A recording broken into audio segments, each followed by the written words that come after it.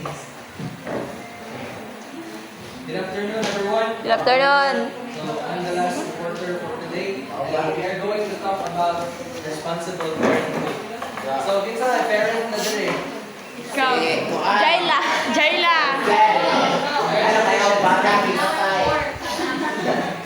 Okay, so, in your idea, Miss Violeta, what is responsible parenting? In your own idea. So in my own idea of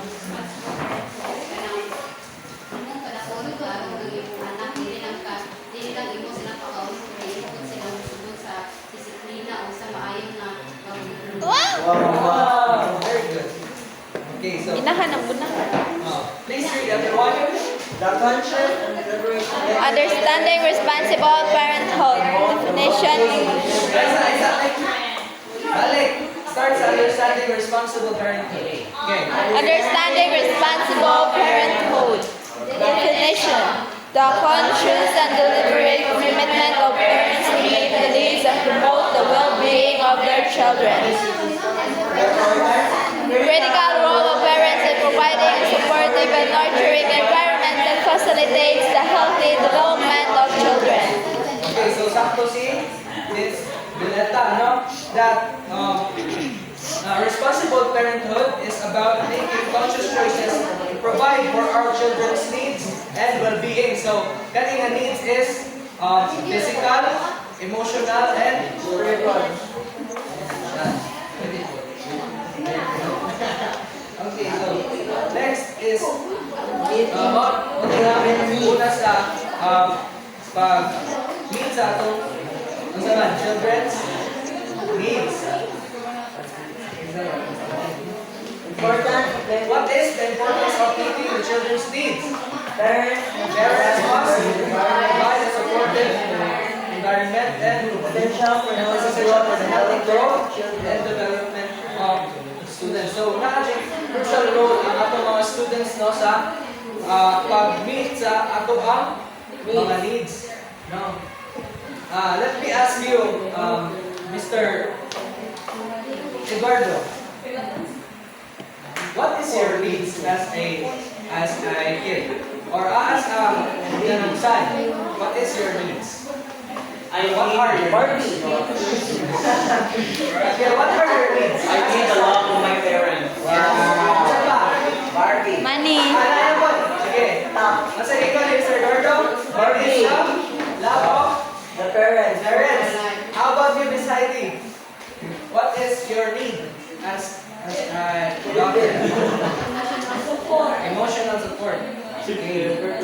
And isa pa man, Miss Melolita, what are your needs as a daughter? Isa may Money. what are your needs as a daughter from your parents ba?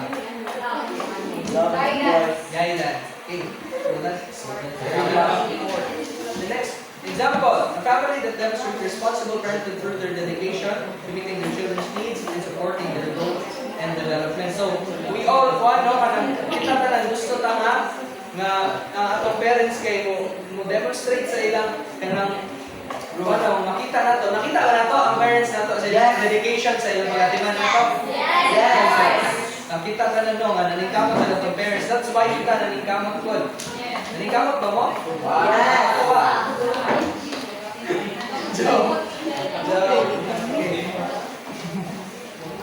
So, sino siguro? Okay, what are the primary needs of children? Physical needs. Physical needs, emotional needs, social needs, and moral needs. So sa physical needs, kung sa example ano Nutrition. nutrition, health, and safety. O, ano pa? Ano ang mention niya? Basic needs. Physical needs. Basic. So kung ano mention niya? Foods. Clothing. Filter. Baby kisses. Good. Okay, very good. Oh, next one is the emotional needs. For example, Love, affection, emotional regulation. Social needs, social interaction, and relationships. So, unsa may kanang sa inyong idea unsa man ang pinaka-important nga pagabuhaton para ma-fulfill ni social needs? Open communication. Open communication. Very good.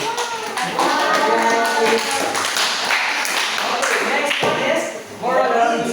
So, nagtuo ba ta kay tatanan nga nagkinahanglan ta og kanang Yes. guidance sa atong morals, Yeah. di ba? Kung ano ba mga bata way? Murag Violeta.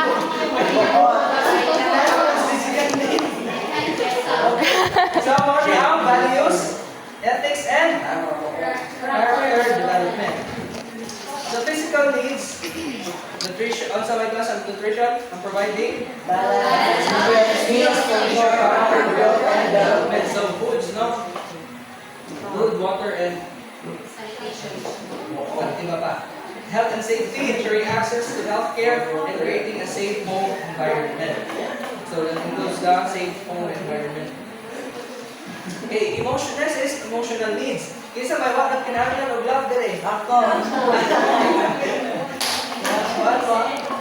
Sige, love and affection. So it is the expression of affection and emotional support to foster a secure attachment. Okay. So next one is cultural regulation, teaching children healthy ways to express and manage emotions. So kamo ba mas pilion ba ninyo nga i-share inyong kanang emotions sa inyong parents or i-choose ninyo nga i-keep? No. Depende. Depende. I want tawag na volunteer. Okay. Mr. Rico. Rico. Miss Trixie? Ako? Right. Ikaw, what's man? Sa imo nga side ba, do you choose to express your emotions to your parents or kanang to just to bottle it up? Parents. Hindi ka naman.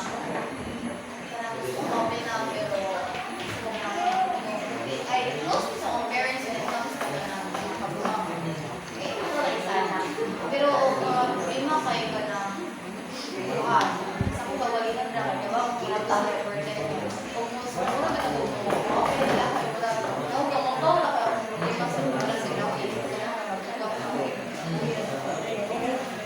Bitaw no, mas piliyon na itong mga share sa atong mga laughter sa atong parents kaysa sa atong mga personal na mga battles no. Pero how about you, Miss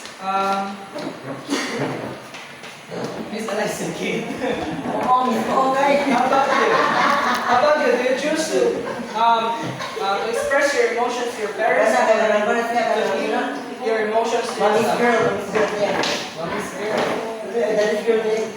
Okay, Miss Eliza, do you want to share?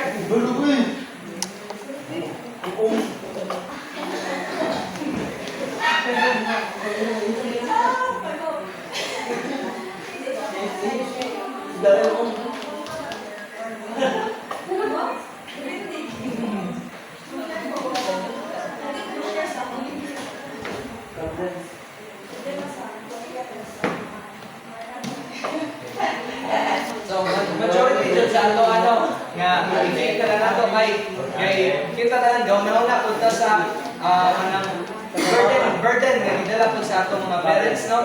Nga, una po na ito nga, hindi na lang ako istorya kayo kasi mas mabalaka na sila.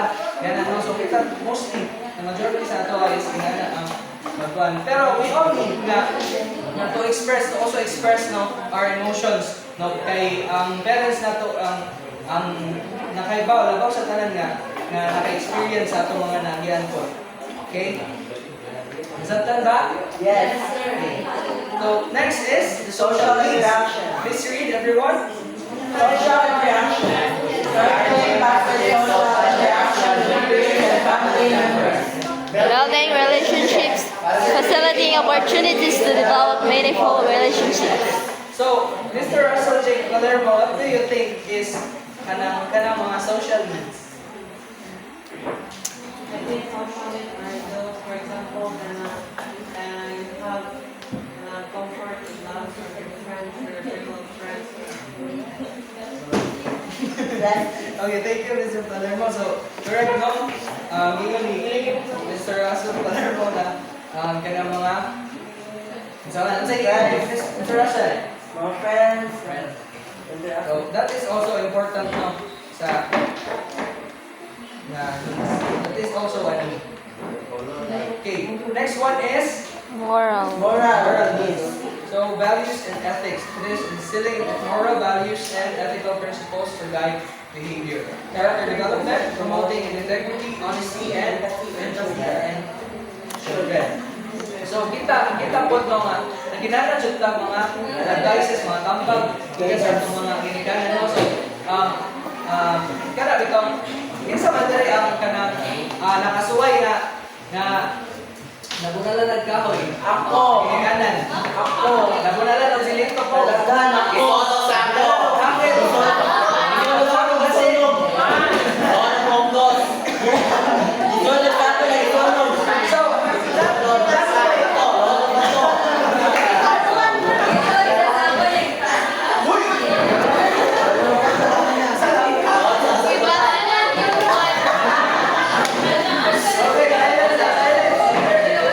Okay, silence. So, kita ko na disiplina na sa atong parents. Pero, nakikingon sa Bible nga mas tayo pa nga ingana no disiplina sa ato because it is out of love. Good. Love you na. Dalagan. Pero ako, personally, I experienced na all of those things na kaya akong papa is ngayon din ko akong papa is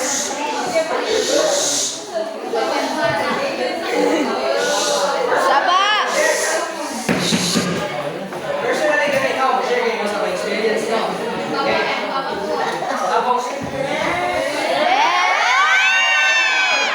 bago ni karon dili okay so personally makaingon jud ko nga akong papa ang pinaka sweet na papa nga na ako and siya po ang pinaka stricto grabe ka si papa nung so wala sa suwagan ko ni papa pero after within the day ko na nagkaroon si papa na mo niya once ako kaya balik ko na pagpunso pa siya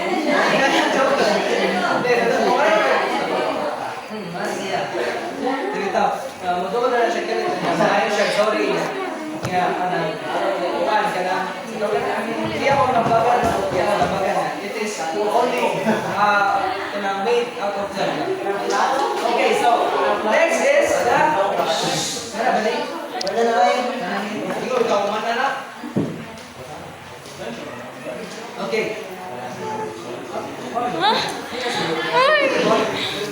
Sharing responsibility. Okay, sharing responsibilities. So sa sunod sa relationship, syempre na-adjun na share responsibilities. So, as a parent, kanang iskuta na madali is ang ano nito? Responsible parent. Okay, so as a parent no kanang nagpadako mo kanang syempre parent na anak. Okay, so na-adjun na ang shared responsibilities. So, dili lang si mama ang mubad, no? Apen si papa, dili lang po si papa ang mag-love sa iyang anak. Apen si lola. Pero nag-apon, meron ko mag-apel. Meron ko mag-apel sa anak dito. Sa shared responsibilities na equal partnership. So what is the importance of equal partnership? It is the sharing of responsibilities and household duties. So syempre, hindi lang sa pag-atid sa itong anak. Ako yung household duties. Okay, next one is effective communication. So, it is important no, na ay open and effective communication in parenting. Yes. Okay. So that is also part of your responsibilities Next one is co-parenting strategies. So it is introducing strategies that involves joint planning and decision making for the well-being of the family. Siyempre, as couple, no? Kinahanglan na ito kinahanglan nila nga mag-come up og strategy. Siyempre, lahi-lahi o kanang attitude, lahi-lahi o characteristics ang atong mga anak, no? Okay, pareha ni Heidi, maldita kayo. No? Yeah. Pareha.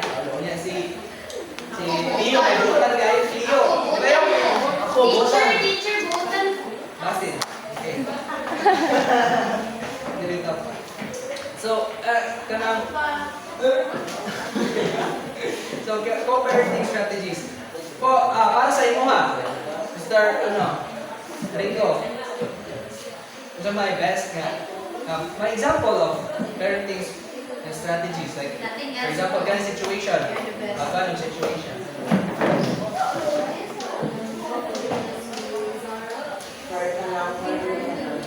Example,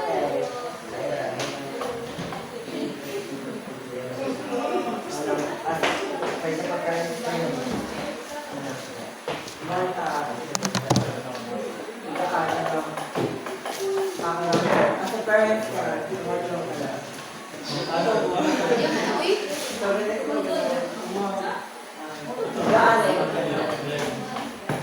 guidance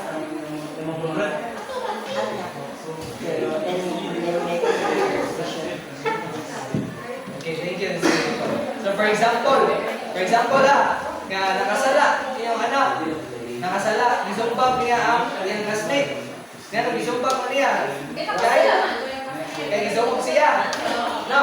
So kanang parehas na isayog tunduha ka bata, di ba? Ano sa may pilion mo kanang proteksyonan ang imong anak o Balance. i-confront ka kuan or kasi nagiging mo siya sa Balance. okay, Equal. ano na ang balance, no? Pwede rin mo i-confront to nga na bata, pero dili mo singkaan. Okay? Pero kaya imong anak po, imo kong istorya kay nagyapon siya sayo bisag inato ang nahitabo. Exactly like that. Okay.